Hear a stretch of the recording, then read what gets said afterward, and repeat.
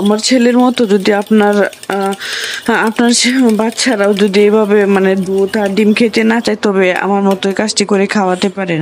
তো আমার ছেলে ও দুধ কোনোভাবে ওকে আমি খাওয়াইতে পারি না, ও কোনোভাবেই খাবে না। তো ভাবলাম পুডিং বানায় দেখি ও যদি খাইতে চায়। তো ফার্স্টের দিন ওর জন্য আমি পুডিং বানাইছিলাম, তো ও বেশ পছন্দ করছে। তাই ভাবলাম যে আরো যেহেতু দুধ আছে, আর সামনে যেহেতু কুরবানি, তো আমার ফ্রিজে অনেকগুলো দুধ রাখা আছে, তো ফ্রিজটাও খালি করতে হবে, যেহেতু ও খায় না আর আমিও তো আমারটা দুধ খাই না, ওর জন্য পুডিং বানায় ফেলি। তো আজকে 1 কেজি দুধ জাল দিছি, তো বেশ অর্ধেকটা দুধে আজকে আমি পুডিং বানায় ফেলছি। একটা ডিম দিছি, সাথে দুধটা অনেকক্ষণ জাল করছি, জাল করে নিছি।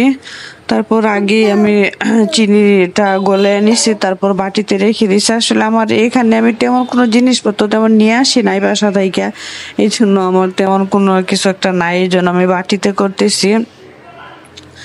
তো আমি 1 কেজি দুধের অর্ধেকটা দুধ নিছি, এখানে জাল দিয়ে আবার অনেকটা করে নিছি, ঘন করে নিছি। আসলে ঘন করে নিলে একটু দুধটা মজা হয়, বেশি পাতলা হয় না।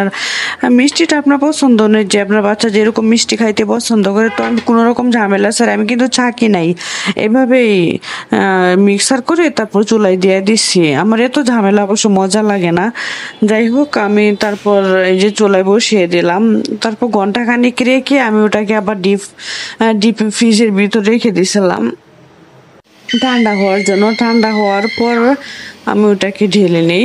তো এই তো প্রায় হয়ে গেছে আমার, এটা দেখে নিতেছি চলে বা একটু একটু করে কিছুক্ষণ পর পর আমি করে দেখে নিতেছি। আমার যেহেতু সিলিন্ডার গ্যাস, তাই সারাদিন তো আর রাখা যায় না। তো ভালোই হয়েছে, এই যে কোনো রকম ছাঁকনি দিয়ে ছাঁকি নাই, কিন্তু তারপর আমার পুডিংটা বেশ ভালো হয়েছে, অনেক সুন্দর হয়েছে। তো এইভাবে আপনারা খাওয়া নিতে পারেন, যাদের বাচ্চারা পছন্দ করে না ওইভাবে খেতে।